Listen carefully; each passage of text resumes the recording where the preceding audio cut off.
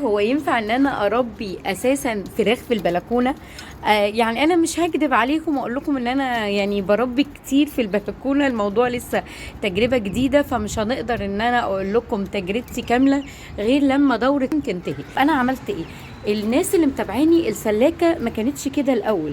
انا هنا ظهرها في الحيطه، وحتى عملت هنا في الجزء ده كرتون عشان تمنع تيار الهواء.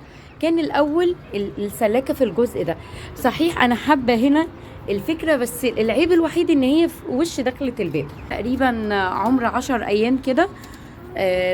اول ما جبتهم حطيتهم عندي جوه في الشقه. طبعا الريحه مش مرغوب فيها، بس انا اول ما جبت قلت انا هحطهم في السلاكه دي اللي هي شايفين فيها درج، بحيث وحتى فرشه من تحت زي كيس بلاستيك كبير، بحيث ان انا اشيله ما ياثرش.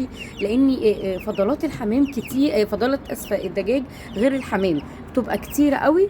فعشان كده انا عملت كده. وبالليل بايد النور عليهم او بولع النور. وطبعا بغطي دي كده، يعني بغطي دي خالص، بخلي المنفذ الوحيد اللي هو الاتجاه اللي هنا، وبنور النور. فالدنيا لحد دلوقتي تمام. وهنقل لكم يعني تابعوا، وهنقل لكم التجربة كاملة لو الموضوع فعلا نجح ولا لا معايا.